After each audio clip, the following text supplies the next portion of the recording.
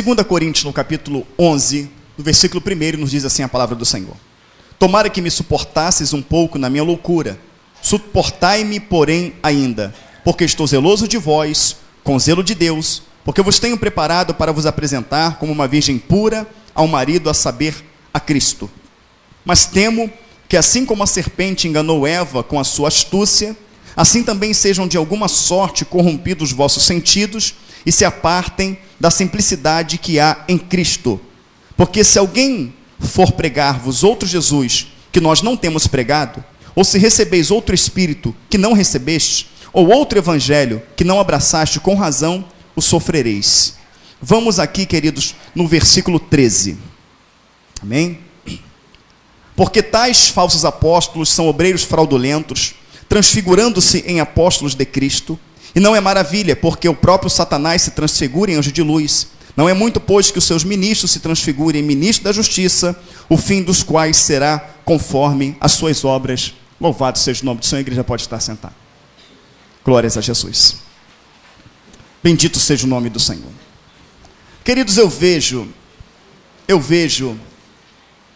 que existe uma grande preocupação do Senhor em nos alertar acerca de falsas doutrinas, acerca de falsos apóstolos. Nós temos aí uma infinidade de textos, uma infinidade de passagens, tal qual Mateus 7, Mateus 24. Se você for Mateus 24, vai dizer que surgiriam falsos profetas, falsos cristos, que fariam tão grandes sinais e prodígios, que se possível enganaria até os escolhidos. Quem conhece a Escritura, diga amém. Não é isso? A palavra vai dizer, 2 Pedro 2, muito conhecido até pela própria igreja, né? Houve entre o povo falso profeta, como que no meio de vós haverá também falsos doutores, que eles introduziriam encobertamente. O que é encobertamente? Sem que você perceba, heresias de perdição, e negariam o Senhor que os resgatou, trazendo sobre eles mesmo repentina perdição. A palavra fala que muitos, não diz que é pouco, mas diz que muitos seguiriam as suas dissoluções, pelo qual será blasfemado o caminho da verdade.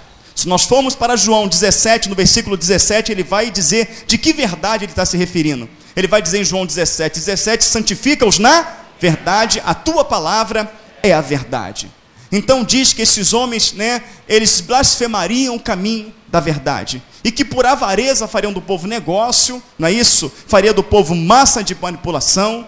Então quer dizer, é o que nós temos visto aí. Porém a palavra fala, né, que para esse não seria tardio a sentença. E nós vamos para uma infinidade de passagens, até essa que nós vemos aqui agora. Nós vamos para Timóteo, né? Timóteo no capítulo 6, ele vai dizer assim: se alguém ensina alguma outra doutrina e não concorda com as sãs palavras, nosso Senhor e Salvador Jesus Cristo, que é segundo a piedade, é soberbo, delira acerca de contendas, ele vai dizer de novo, privado da verdade. Ele vai dizer, se a piedade for causa de ganho, aparta-te dos tais, não é isso? Ele vai dizer também, Timóteo, né, que o povo tumultuaria para si doutores, segundo a própria concupiscência, que seriam amantes de si mesmo, repobros de entendimento, privados da verdade. Quando você vai para Tito, no capítulo 1, no versículo 10, ele vai dizer também de homens que convém ser tapada a boca deles, porque transtornam casas inteiras, ensinando o que não convém por torpe ganância. Vai dizer que esses homens têm que ser repreendidos severamente a respeito da verdade. Então você vê que há uma grande preocupação bíblica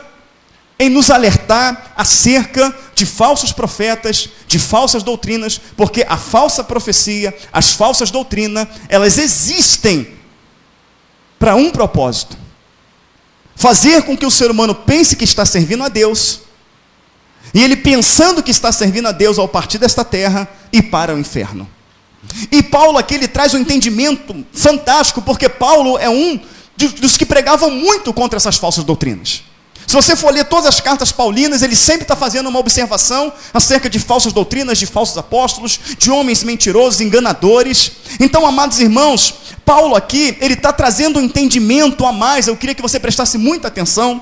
Paulo aqui, ele está falando que tomara que me suportasses um pouco na minha loucura, suportai-me porém ainda. Quando Paulo pregava sobre falsa doutrina, pregava sobre falsos apóstolos, pregava sobre heresias, queridos, o que o povo achava de Paulo? Este homem é louco.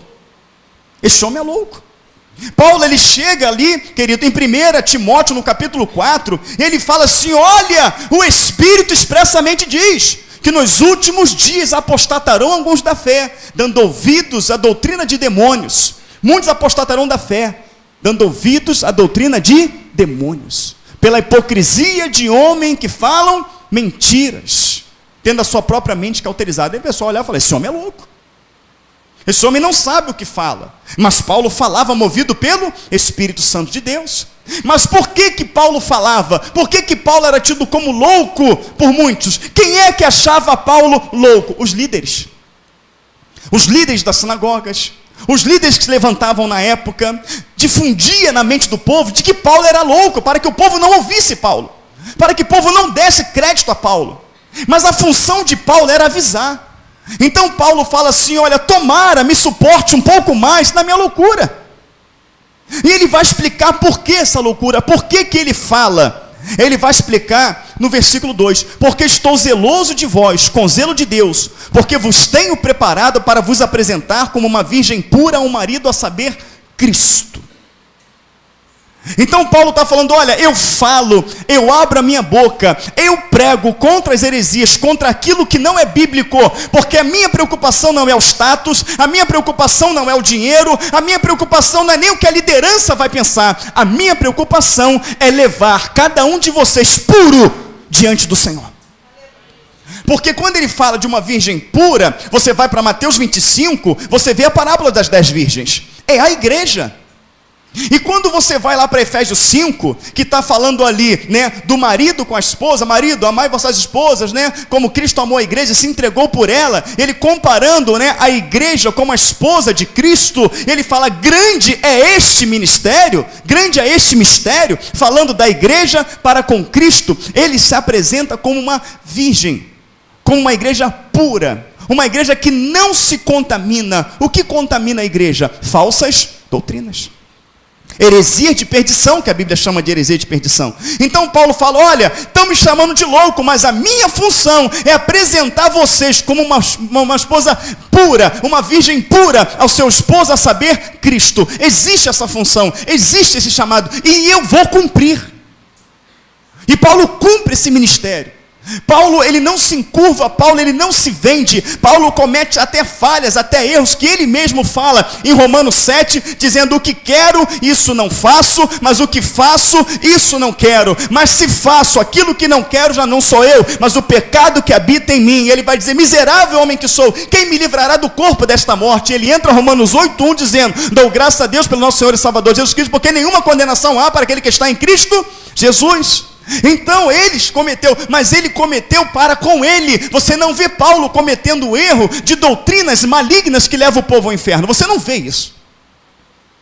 Existia um temor no coração de Paulo, e existia uma preocupação em Paulo em mostrar a verdade. Porém, Paulo cita algo aqui que é necessário ter um pouco de entendimento.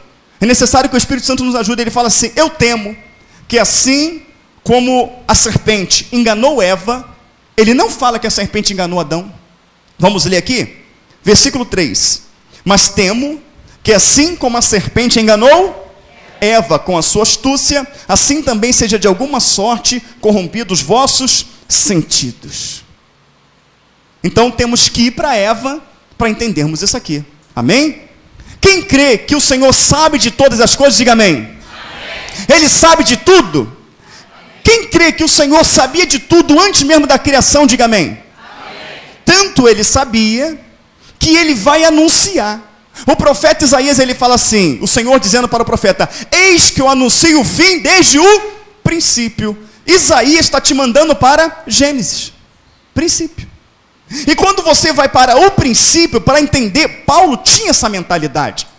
O que nós vamos revelar para a igreja através do Espírito Santo de Deus é uma mentalidade que o Espírito Santo tinha dado a Paulo. Quando Paulo está escrevendo isso aqui, Paulo, ele já entendia toda a criação, qual o propósito de cada coisa que aconteceu no passado. Então aqui ele começa falando uma coisa muito interessante: temo que assim como Eva, né, foi enganada pela serpente, vocês também sejam enganados. Então ele está trazendo Eva. Quem era Eva? Era uma mulher pecadora? Não era uma mulher pecadora, era uma mulher pura. Pura, feita pelas próprias mãos de Deus. O Senhor fez Adão das suas mãos, de Adão tirou uma costela e fez Eva. pura. Amém, queridos? Virgem. E aí, queridos, Eva se contaminou. Quem levou a Eva a se contaminar? A serpente. Que serpente é essa? Quando você lê Apocalipse 12, no versículo 7, ele vai dizer: e houve batalha no céu, Miguel e seus anjos guerrearam contra o dragão e seus anjos, mas o dragão, a antiga serpente, o dragão, antiga serpente, chamado diabo, que é Satanás, não prevaleceu. Então quem é a serpente? Satanás. Não com chifre, não com rabo, mas transfigurado na serpente. O mesmo diabo, ele aparece lá em 1 Pedro, capítulo 5, versículo 8, o Senhor revelando o diabo não mais transfigurado numa serpente, mas transfigurado em um leão. Sede sóbrios e vigilantes, porque o diabo, vosso adversário, está bramando como um leão, buscando a quem possa tragar. Ele se transfigura até de anjo de luz. Amém? Então contaminou Eva. Então, amados irmãos, vamos entender a criação como Deus está anunciando todas as coisas. Ele escreve Gênesis capítulo 1, dizendo: no princípio criou Deus os céus e a terra. Esse no princípio no original é Bereshit. Bereshit é em princípio Deus criou os céus e a terra. Mas as traduções você pode pesquisar. Bereshit, em princípio Deus criou os céus e a terra. Os céus e a terra foi criado. Porém a terra era sem forma e vazia. E havia trevas sobre a face do... Então as trevas já estavam na terra. As trevas representam a presença de quem? Satanás. E as trevas habitavam sobre a face do abismo. Aonde há trevas, ele destrói. Aonde há trevas, o diabo destrói. Tem trevas no casamento, o casamento vai ser destruído. Tem trevas no lar, um âmbito familiar vai ser destruído. Vive uma vida de trevas, a sua saúde, a sua vida, ela vai ser destruída. Muitas das vezes as pessoas, ela olha para a vida dela está vazia. A vida dela está sem forma. Então Deus já está anunciando isso lá atrás. Mas existe o passo a passo para que Deus opere na minha vida e na sua vida. E é isso que temos que entender nesta noite. E que o Espírito Santo seja derramado sobre cada vida para que você entenda. E a palavra fala que o Espírito de Deus se movia sobre a face das águas. Nós sabemos pelo entendimento bíblico que água simboliza a palavra. E o Espírito é aquele que revela a palavra. Nós falamos muito aqui, Provérbios 1, 23, que diz a ordem: convertei-vos pela minha repreensão.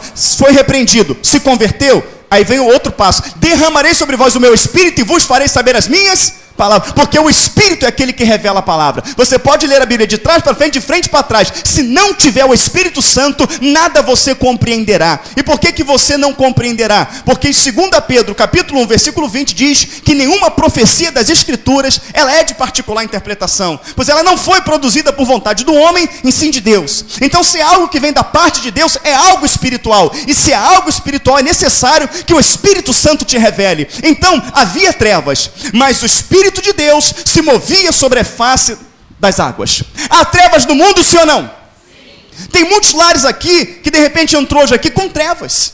Tem muitas pessoas em trevas. O mundo está em trevas. Mas o Espírito de Deus, ele tem se movido em muitos lugares sérios sobre a face das águas, que é a palavra. Tem pessoas sérias no mundo todo através do Espírito Santo pregando a palavra de Deus. Então o Espírito Santo movendo sobre a face das águas, e a pessoa compreendendo que a palavra, não é isso, revelada pelo Espírito, ela transforma. Essa pessoa compreende que aquela é a palavra de Deus, que aquele é o processo de regeneração na vida do ser humano. Então ela se rende. Quando ela enxerga as trevas, quando ela enxerga a palavra através do Espírito, ela fala: eu preciso me converter. Deus já está anunciando desde o início. Então, uma vez que eu me converti, porque eu enxerguei as trevas e vejo que não é isso que Deus quer para mim, não é o pecado, não é a mentira, não é nada que isso nós vimos, não é a concupiscência da carne, não é isso que eu quero para mim. Eu preciso buscar a face de Deus. Aonde eu busco Deus? Através da palavra, revelada pelo Espírito. Então eu estou buscando a Deus, eu me arrependi. Provérbios 1, 23, Salomão também entendia isso. Eu me arrependi. Eu saí das trevas, procurei a luz está onde? Através do Espírito, através da palavra. Você veio. É necessário pôr forma na tua vida. É necessário pôr forma no teu casamento. É necessário enquadrar a sua vida dentro daquilo que é o projeto de Deus. É necessário. Então Deus, ele vê que você se rende à palavra através do Espírito e ele quer operar na sua vida. Mas a primeira coisa que a gente quer, se o problema maior for no casamento, a gente, antes de se converter verdadeiramente do palavreado, da concupiscência dos olhos, não é isso? Das coisas erradas, tal qual a gente tem muitas vezes, tínhamos em casa, gatonete, gato na luz, né? Cartão de crédito dos outros que não pagava, nome sujo. O nome sujou porque aconteceu uma situação a qual você não esperava e sujou, amém? Deus vai compreender e vai te dar condições para regularizar. Mas quantas pessoas, não vou lá, eu vou comprar porque daqui 5 anos caduca para o homem, mas para Deus não. Amém? Então no momento, houve ali, as pessoas querem logo que Deus resolva o problema do casamento, resolva o problema da saúde, resolva o problema da empresa que está ruim. Ele quer que a pessoa resolva, Deus resolve logo o problema dele. Mas Deus, ele trabalha dentro de uma ordem. Quem contaminou o ser humano? Satanás, as trevas. A palavra, através do Espírito, te convenceu da justiça, do juízo e do pecado. Agora eu estou vendo a tua vida, o Senhor falando, eu conheço a tua vida, Ele está anunciando desde o princípio, eu conheço a tua vida, eu sei que a tua vida está em desordem e é necessário pô-la em ordem. Mas primeiro, haja separação entre trevas e luz. É a primeira coisa que ele fala. Ele fala, no princípio criou Deus os céus e a terra era sem forma e vazia, o Espírito de Deus se movia sobre a face das águas, e disse Deus, haja separação entre trevas e luz. Então ele está falando, para que as coisas pudessem ser postas em ordem, era necessário, desde o início ele está anunciando, separar a treva de luz. Então eu não mudei meu palavreado, quero que Deus opera. Eu não mudei meu pensamento, quero que Deus opera. Eu não tirei as coisas ilícitas da minha casa, queremos que Deus opera. Não abri meu coração para perdoar, está escrito, se vós não perdoardes, o Pai não vos perdoa.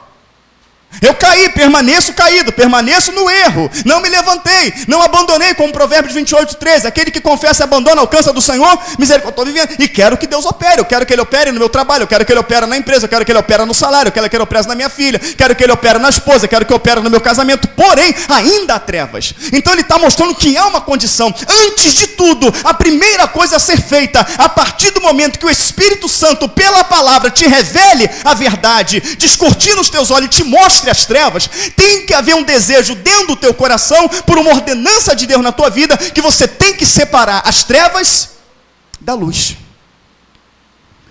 Consegui fazer isso, eu lutei, aí começa a luta contra a carne de Gálatas 5:16.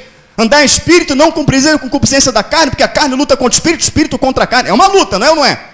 Mas aí eu venci, porque o Senhor está vendo a minha predisposição de mudança, Ele está vendo eu buscar, Ele está vendo de joelho, está vendo chorando, então eu estou fugindo da aparência do mal. Aí sim, Ele vai começar a pôr em ordem. Ele começa a pôr em ordem, peraí, terra misturado com água, não, haja separação, porção seca, porção molhada, água salgada com água doce, não, haja separação, não é isso? De água doce, de água salgada, haja firmamento nos céus, o maior para governar o dia, o menor dos animais, e vai embora. Ele vai colocando ordem, até que chega o 7, que 7 é perfeição. A palavra fala que Deus não descansa, aí Jesus fala que o Pai trabalha até hoje, fala ou não fala? Mas ele está mostrando o seguinte, que o descanso é quando tudo estiver em ordem. O descanso é o milênio. Vai colocar em ordem a cada dia, a cada momento, porque a vereda do justo é como a luz da aurora, vai brilhando mais e mais até ser dias perfeito. E o descanso sétimo é o milênio, que é a igreja consertada, a igreja ajustada, a igreja agora purificada, ela vai descansar com o seu Senhor, já anunciado lá no fim, lá no início. Pastor, tudo bem, mas o que tem a ver Eva com isso? É onde começa. Deus, Ele faz o homem, façamos o homem conforme a nossa imagem, conforme a nossa semelhança. Está lá no capítulo 1, no versículo 26, 27, 28, ele vai falar do homem. No capítulo 2, ele mostra como que o homem foi feito. Quando ele fala, façamos o homem, Alberto, o Senhor não sabia que ele necessitaria de uma esposa? Quem crê que Deus sabia que ele necessitaria de uma esposa, diga amém. Amém. Porque quando ele cria os animais, que ele cria as aves, que ele cria os répteis, os selváticos, né, e os domésticos, ele fala, macho e fêmea os criou. E aí, mas de repente, no projeto do homem, ele faz Adão primeiro. E o dia não foi feito, o mundo não foi feito no tempo do homem, porque não existia calendário grego, nem existia calendário judaico. Quantos concordam que não existia? Diga amém. Porque está escrito, era o tempo eterno, não se contava tempo. Janeiro, fevereiro, março, 365 dias do ano, não se contava isso. Não se contava. Deus, ele tinha como manhã e tarde o primeiro dia, manhã e tarde o segundo dia, era assim. Mas aí, amados irmãos, a palavra vai falar no Salmo de número 90, no versículo 4, que vai dizer que as coisas de 1000 anos atrás para Deus é como se fosse ontem. A palavra do Senhor vai falar em 2 Pedro 3, versículo 8, irmãos, não ignoreis uma coisa, que um dia para Deus é como 1000, e 1000 anos como um dia, está escrito. Então, mostrando o tempo eterno de Deus, é muito fácil você compreender que o mundo foi criado no tempo eterno de Deus. Adão, coloque nome em todos os animais, em todas as aves, em todos os peixes, em todas as plantas, em todas as ervas. Tu faz isso em quantos dias? Então era o tempo eterno de Deus, amém, queridos? E aí Deus viu que não era bom que o homem estivesse só. O que representa aquilo ali? Paulo fala de 2 Adão, fala ou não fala? Paulo fala que o primeiro Adão errou, mas o segundo Adão foi perfeito. De quem que ele está falando? Jesus, o segundo Adão, mas já anunciado no primeiro Adão. De que maneira? Foi o período que o Senhor fica na terra, pregando o seu evangelho, dando ordem às coisas. Depois ele necessita de uma esposa. E a palavra fala que Deus fez cair um sono pesado sobre Adão. Um pesado sono sobre Adão.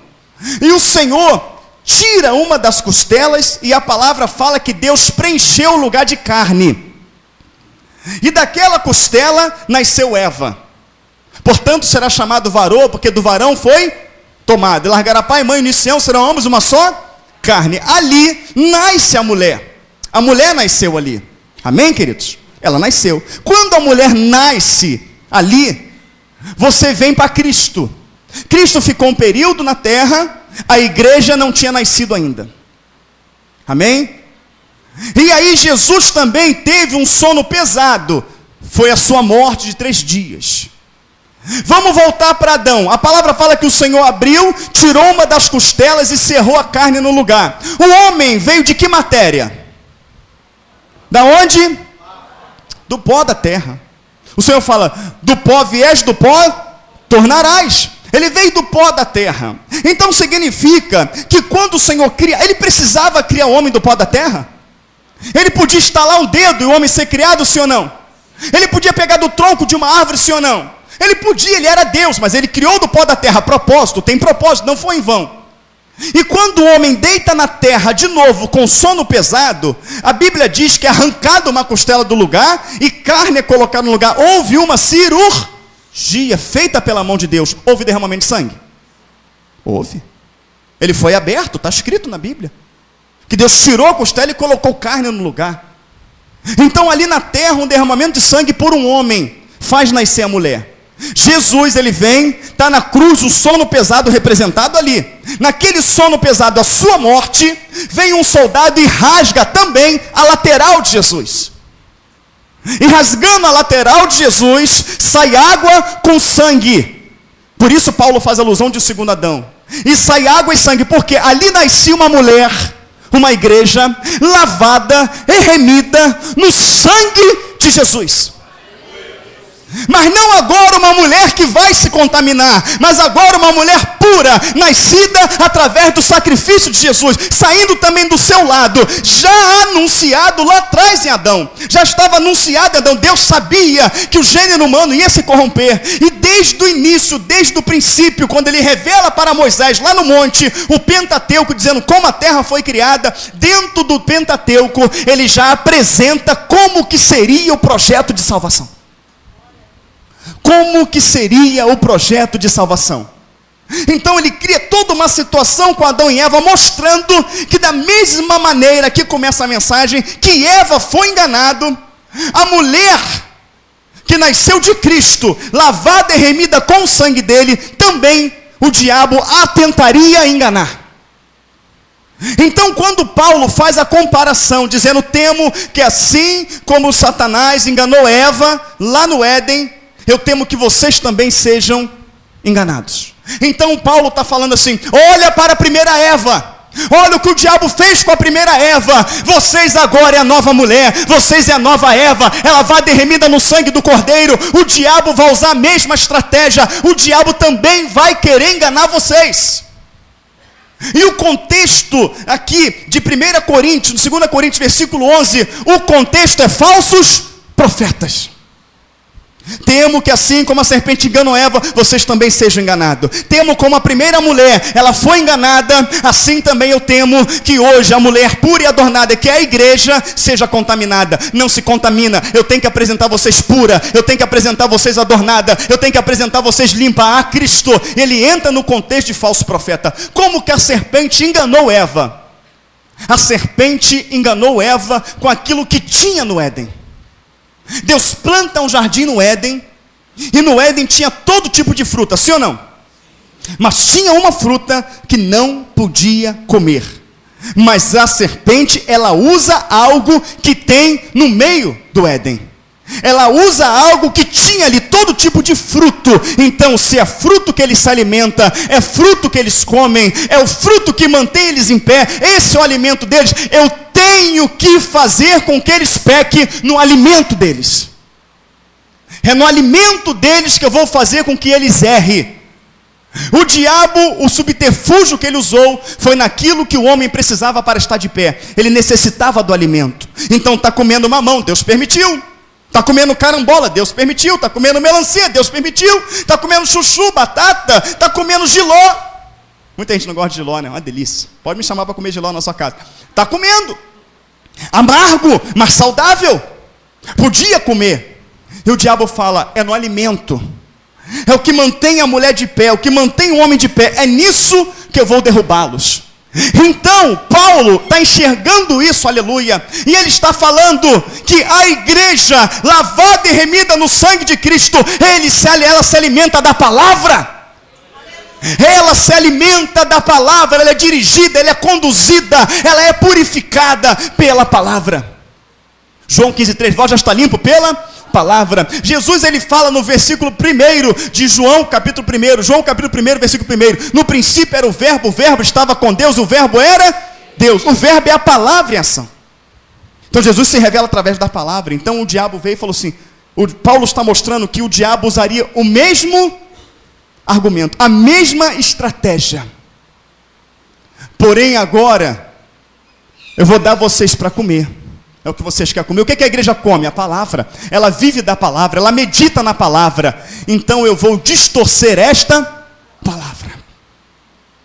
Porque se eu pegar um versículo fora de um contexto, mas se a igreja, a mulher, ver um versículo, ela vai achar que tem base e ela vai comer, ela vai engolir. O crente hoje engole tudo. O camarada pega um texto fora de um contexto que tenha água, como por exemplo, Êxodo 23, versículo 25. E servireis o Senhor, Ele abençoará o seu pão, a sua água e tirará do meio de vós todas as enfermidades. Mas no contexto anterior, no versículo 20 em diante, fala que Ele vai colocar um anjo diante de ti, que vai te guiar, que vai te aparelhar, que vai te dar vitória sobre os inimigos, mas que você tem que obedecer esse anjo. Que você não pode irritar, suscitar a ira desse anjo. Ele fala que você tem que quebrar todos os ídolos, todas as estátuas, tudo. Mas ele não mostra isso para o povo. Ele mostra somente o versículo 25. Servireis o Senhor, Ele abençoará o seu pão e a sua água. Aí ele consagra galões de água e o povo vê isso. Ele fala, está consagrado e está aqui a base bíblica. O povo vai lá e ó, heresia de perdição.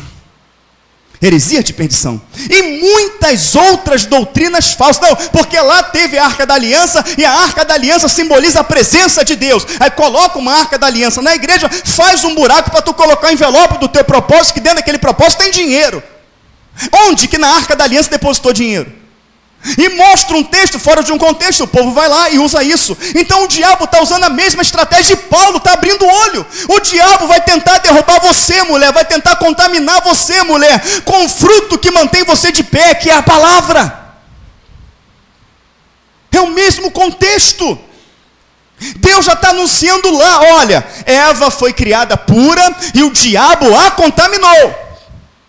Deus agora vai purificar vocês através da cruz do Calvário, vocês vão nascer de novo, lavados e remidos, mas não se contaminem mais. Não deixe-se desviar por falsas doutrinas, por fábulas, por doutrina de homens que têm a mente cauterizadas. E Paulo está mostrando isso. Só que Paulo tinha o Espírito Santo para enxergar isso que eu falei para vocês. Aqueles homens, escribas e fariseus, os outros falsos profetas não tinham. Mas está anunciado desde o início. Está anunciado. E o Senhor fala, se comer deste fruto, certamente morrerás. O diabo vem, olha como é que ele distorce a palavra, o argumento é o mesmo. Ele pega a mesma fala de Deus. Vem cá, não vai comer a fruta não? Aí Eva fala, não.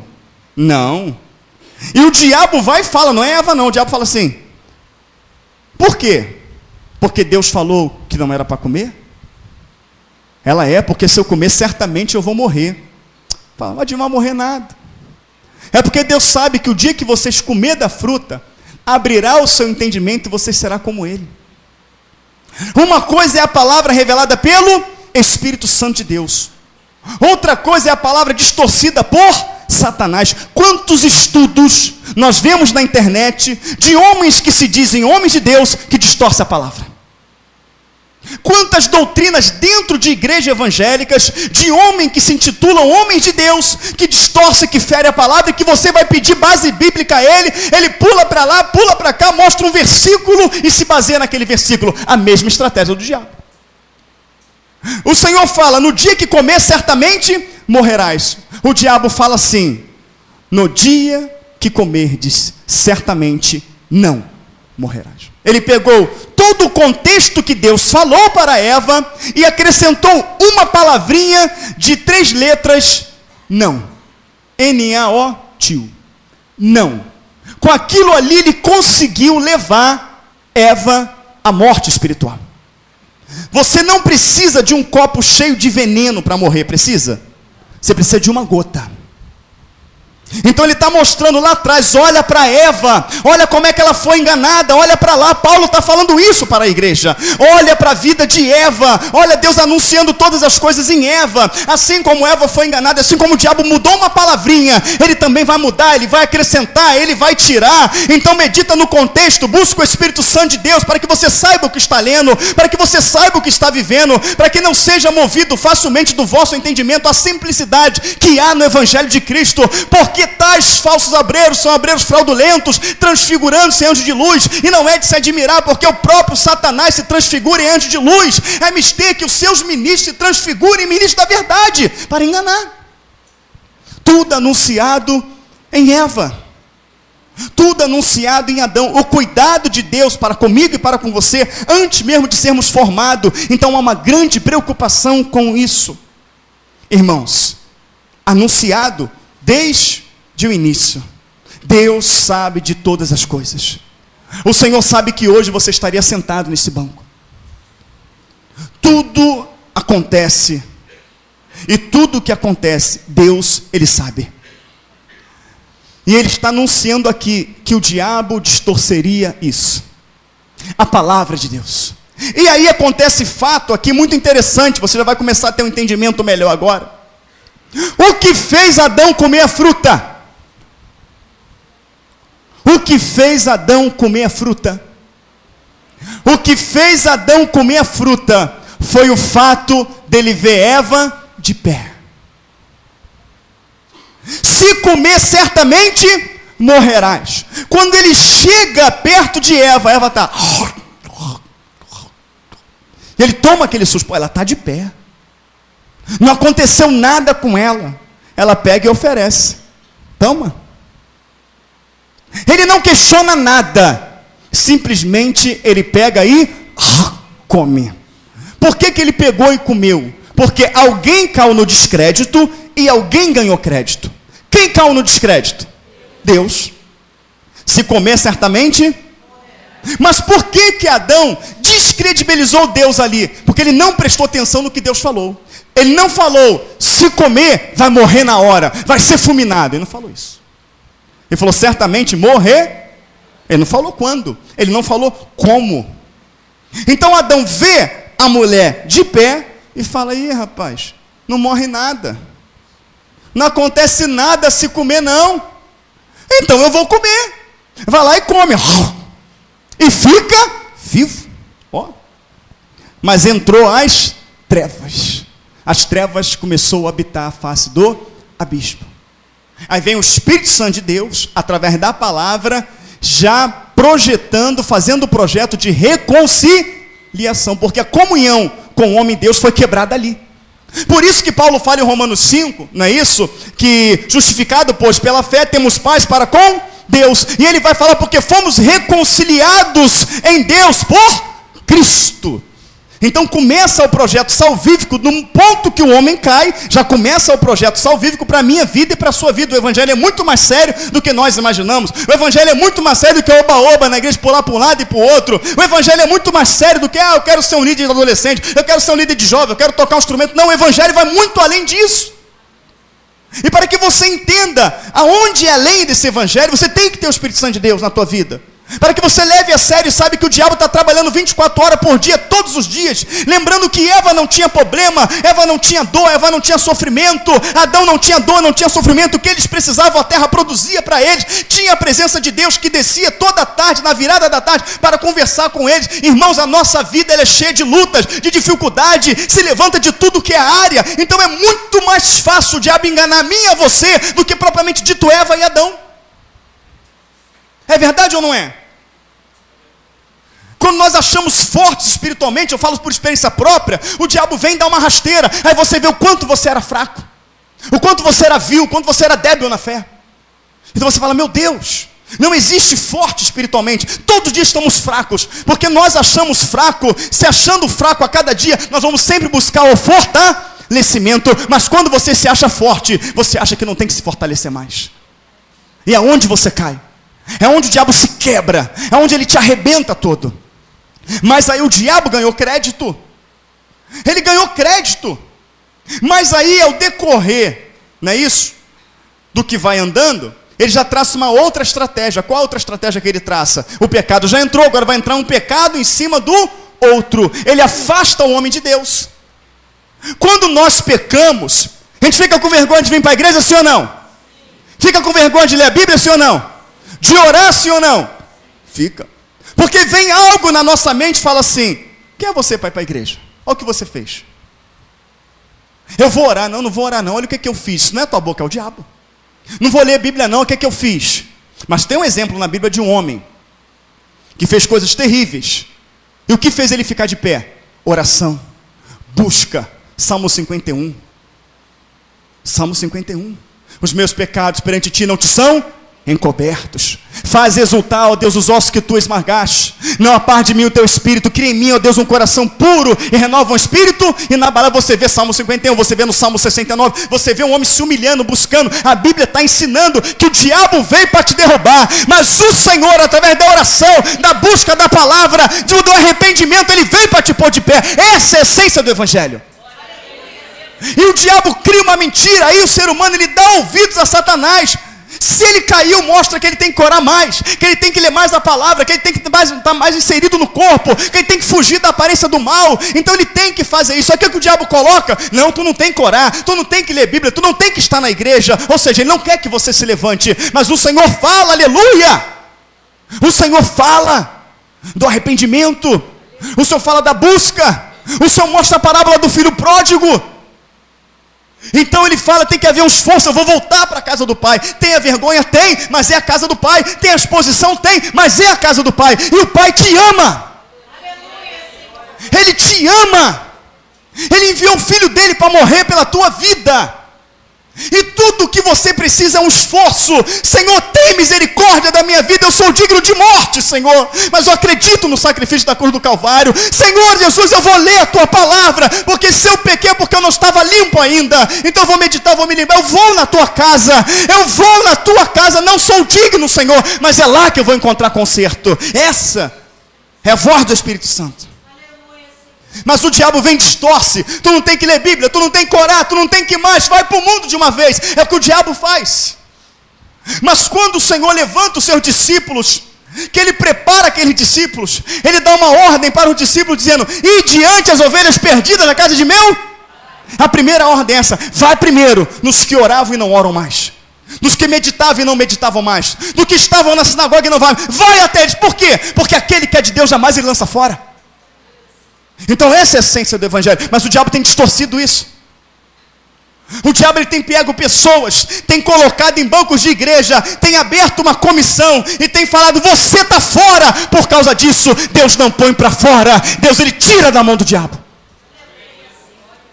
Davi, na tipificação lá atrás, Davi, quando um urso ou um leão pegava uma das ovelhas, ele guerreava, ele lutava, era algo natural ou sobrenatural? Um menino, aproximadamente 17 anos, lutar com um leão e com um urso, natural ou sobrenatural? Estava mostrando o sobrenatural de Deus para te livrar das mãos de Satanás. Esse é o evangelho. Mas o diabo tem distorcido isso. O diabo tem distorcido isso. E com isso, pessoas, em vez de dar frutos, ela tem matado frutos. Pessoas, em vez de se tornar já anunciado na parábola do samaritano. Porque passa o levita, deixa o homem morrendo. Passa o sacerdote, deixa o homem morrendo. Mas vem o samaritano. O que o samaritano faz? Não pergunta nada, ele pega aquele homem, ele trata daquele homem. Deus está mostrando para você que tipo de pessoa você tem que ser. Você tem que ser como bom samaritano. Não importa, a vida tem grande valor para mim. Essa é a essência. Mas o que o diabo está fazendo? Deixa para lá, deixa morrer. Eu pregar para esse meu tio não se converte em nada, isso aí não tem jeito não. Pregar para aquele homem não tem jeito não, pregar para aquele outro não tem jeito não. Tem jeito, querido, porque o Senhor fala para aqueles homens, lá em João 8, 43, 42 até o 44, ele fala para aqueles homens: olha, não presumar de vós mesmo, dizendo tenho por pai Abraão, porque até dessas pedras, Deus pode suscitar filhos a Abraão, e você pode buscar, você pode estudar, você pode pesquisar. Eu vou trazer esse estudo aqui, nós somos descendentes de Abraão. O Senhor fala: em ti, Abraão, serão benditas todas as descendências da terra, Abraão. A tua descendência será como a estrela do céu, será como a areia do mar, não se pode contar. A tua descendência alcançará as nações. Tu vais estudar minuciosamente a Escritura, ver que nós somos descendentes de Abraão. Se cumpriu a promessa de Deus. Os corações duros de pedra, o meu e o teu, se rendeu ao evangelho verdadeiro de Cristo. Não éramos dignos, não éramos merecedores. A nosso salário ele era a morte, mas Jesus veio através do seu sacrifício e nos livrou da morte, para glorificarmos em tudo o nome dele, e para mostrar para o pior tipo de pessoa, seja quem for, que há chance para ela, que Deus veio por ela, que ele senta com publicanos e pecadores, e ele para os santos, na visão dos homens, aqueles que se tinham santo, aqueles homens ali o acusaram, o apontaram. Tu senta com publicanos e pecadores, ele fala: eu não vim para os sãos, eu não vim para quem se acha limpo, eu não vim para quem se acha puro, eu não vim para quem se acha santo. Irmãos, nós somos impuros, e a cada dia temos que nos santificar. Nós somos doentes espiritualmente, e Deus está vindo através do seu Espírito para tratar essa doença.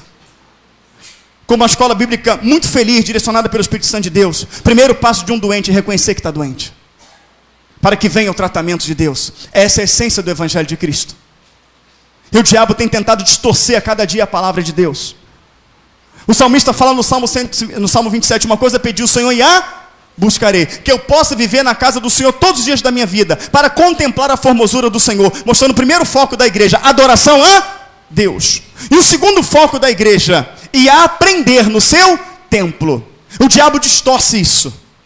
Temos que fazer um culto diferenciado, temos que fazer um culto para chamar o jovem, temos que fazer um culto para chamar o fulano, o pagodeiro, o funkeiro, e cria toda uma situação dentro de uma igreja criada para adorar a Cristo, e faz um culto para o jovem, faz um culto para os homens, faz um culto para a união feminina. O culto sempre é para Cristo. Culto que pessoas têm adorado homens, faz um culto de oração, não vem ninguém, vem 3, vem 4, vem 6. Faz lá um grande culto de adoração com cantor fulano de tal, com cantor fulano, com cantor Beltrano, com Tales, com tantos tal. Vai lotar em um estádio, porque as pessoas estão indo lá, dizendo que estão adorando a Deus, dizendo que a adoração delas está chegando ao céu, quando na verdade elas estão adorando um homem, cumprindo-se a palavra de Deus, lá em Romanos capítulo 1, versículo 25, que deixariam de adorar o Criador para adorar a criatura. Alguns textos honrariam mais o criatura do que o Criador. Então o diabo ele tem distorcido isso dentro das igrejas. Ele tem usado a mesma estratégia que ele usou com Eva. E as pessoas estão dando glória a Deus, estão dando aleluia, achando que Deus está no meio deles, quando na verdade não está. Irmãos, então nós temos que olhar para a Escritura e entender o que Paulo está falando. Não cabe liturgias dentro de igreja, cabe liturgia. E essa liturgia, ela é bíblica. Não se pode mudá-la. Não se pode acrescentá-la, não se pode tirá-la, não pode se desviar dela nem para a direita e nem para a esquerda. É para contemplar a formosura do Senhor, é para adorarmos a Deus, independente se tiver sol ou chuva. É para adorarmos a Deus, independente se estivermos com dor ou não. Adorar a Deus, independente se tivermos dinheiro no banco ou não. Adorar a Deus, independente se a nossa despensa está cheia ou vazia. E Paulo também entendeu isso. Paulo também entendeu isso. Quando você vai para Filipenses 4:13, eu posso todas as coisas naquele que me fortalece. As pessoas vão olhar, eu vou comprar esse carro porque eu posso todas as coisas naquele que me fortalece. Compra um carro que não consegue pagar, envergonha o nome do Senhor. Ainda esconde o carro na casa de um parente para o banco chegar na casa dele e não ver o carro. Eu comprei porque eu vou comprar esse apartamento porque eu posso todas as coisas naquele que me fortalece. Eu vou comprar isso, eu vou comprar aquela roupa, eu vou fazer, eu vou no shopping, eu vou no cinema, eu vou na praia. Você pode ir, mas é o momento de ir. Porque distorce, o diabo distorce. Se fosse de Deus aquilo, se você realmente pudesse, tu compraria o carro e conseguiria pagar. Tu compraria a casa e conseguiria pagar. Mas as pessoas usam isso para aquilo que satisfaz pessoalmente o seu desejo, o seu ego. Porque o diabo já distorceu. O contexto, ele começa Paulo falando, olha, eu não estou aqui por causa de nada material. Anunciando o evangelho para vocês.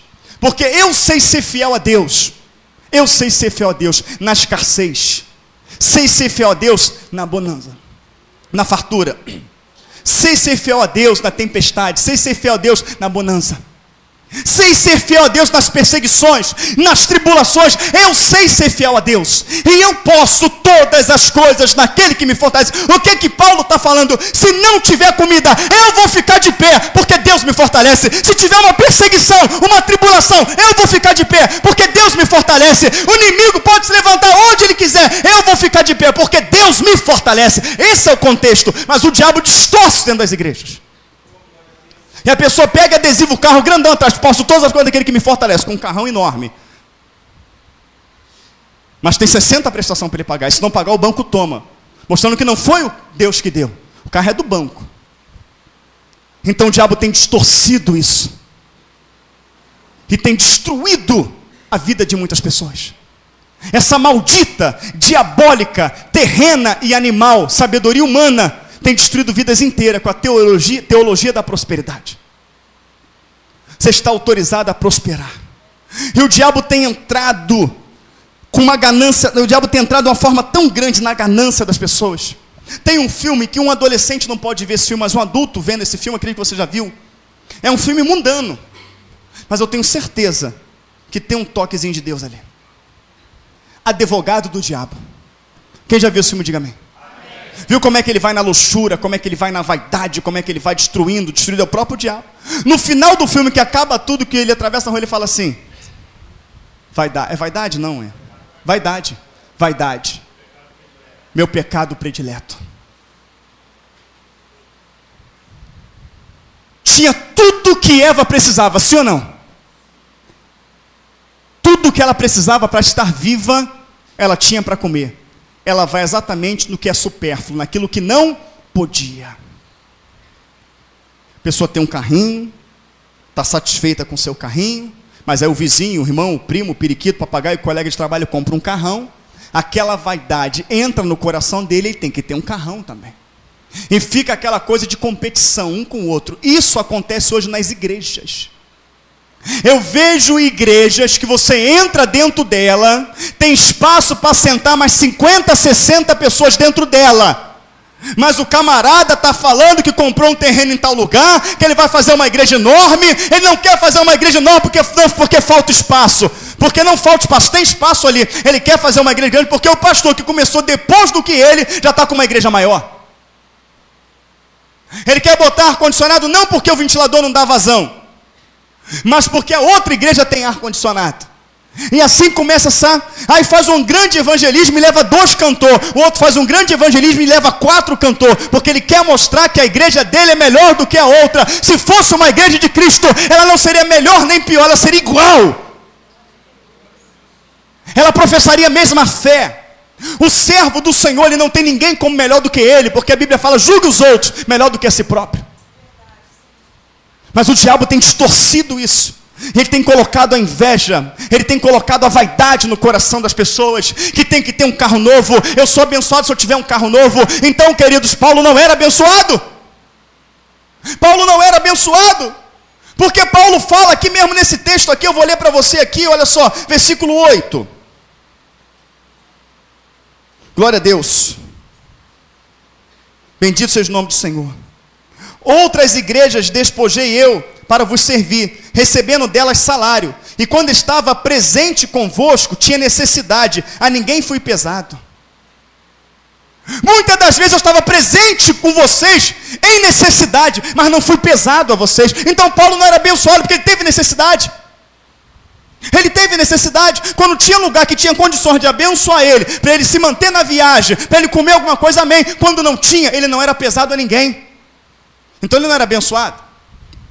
Pedro não era abençoado, que não tinha. O próprio Jesus, o Filho do Homem, não tem de reclinar a cabeça. Aonde? Que sinônimo de bênção é ter dinheiro na conta?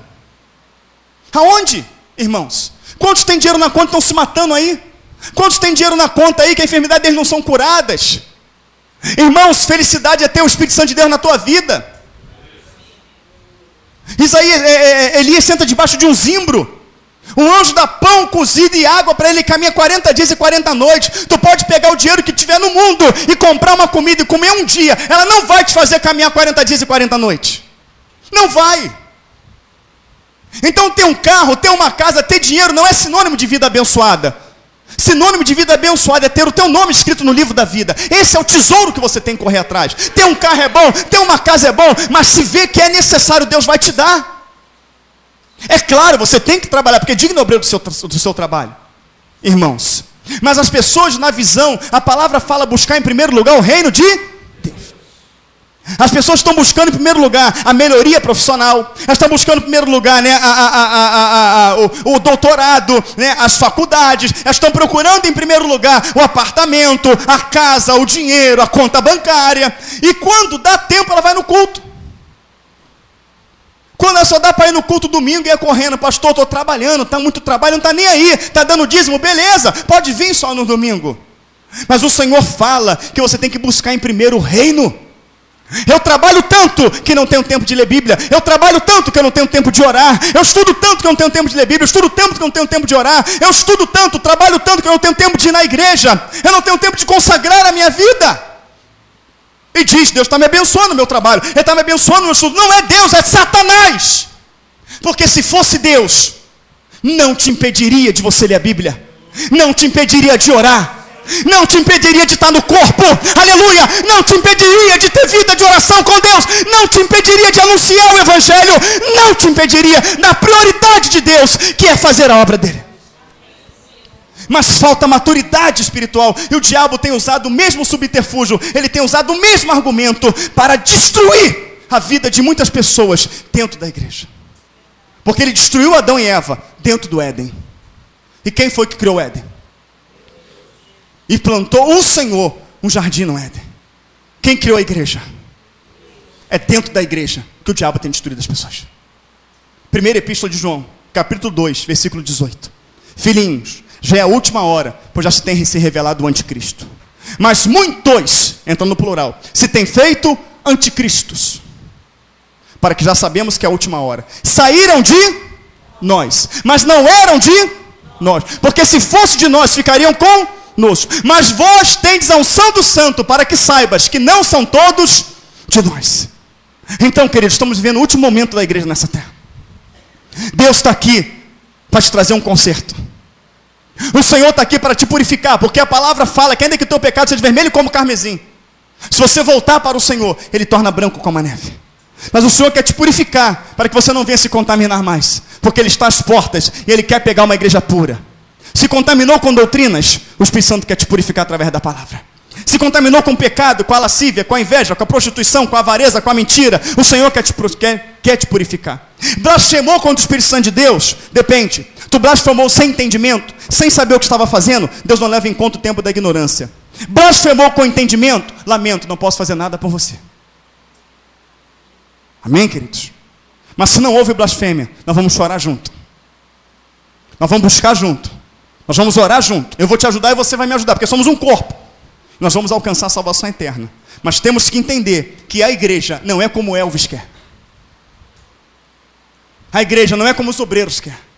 A igreja não é como o diácono quer. A igreja não é como o irmão quer. A igreja tem que ser como Cristo quer. A igreja tem que ser cristocêntrica. Então, se quisermos sermos salvos, temos que buscar a essência da igreja primitiva. E permitir que o Espírito Santo aplante em nosso meio. Porque a essência da igreja primitiva, ela não é plantada em colunas, ela não é plantada nesse púlpito de mármore, ela não é plantada no banco que você está sentado, ela é plantada em corações sinceros e verdadeiros. Corações que não têm vaidade, corações que não querem honra para si próprio, corações que não querem aparecer, mas corações que reconhecem que tudo é feito por Ele, para Ele, sem Ele, nada se fez. Corações que estão felizes em receber alguém lá no portão, felizes em varrer um chão e felizes de subir num púlpito e pregar. Essa é a igreja de Cristo, porque pode ser um chão limpo, pode ser um cumprimento lá no portão, ou a palavra traga pelo Espírito Santo, a pessoa em tudo, aleluia, ela vai ver Cristo. Ela vai ver Jesus. Então a igreja unida é aquela igreja que todos em conjunto trabalham para que a glória de Cristo resplandeça. Igreja não é quando alguém individualmente trabalha para a promoção própria, individualmente trabalha para que ele mostre o talento dele. Não, o talento é de Cristo. O talento é para Cristo. E sem Cristo nenhum talento teríamos. E essa igreja, aleluia, o Senhor quer, a primitiva, que ela comece a nascer hoje. Não vai ser fácil, porque vamos guerrear contra as trevas. Mas as trevas pode até estar trabalhando na mente de um, de outro, mas o Espírito se move sobre a face das águas. Ah, eu não concordo. Trevas. Depende. Não concordo, eu vou mostrar. Eu não concordo. A palavra concorda. E o Espírito Santo se move sobre a face das águas. Ah, mas eu não quero concordar. Eu não preciso que você concorde. Eu só preciso estar enquadrado na palavra de Deus. E é com ela que eu vou ficar. Então eu vou embora, amém. Que Deus te abençoe. Não era corpo. Eu não concordo, pastor. Está errado. Vem cá, querido. Aqui. Puxa vida, é mesmo. Senhor, me perdoa, pastor, me perdoa. Está escrito e temos que fazer. Poxa, pastor, eu só tive uma ideia maravilhosa. Vamos fazer assim, assado. Pô, meu irmão, muito boa essa ideia.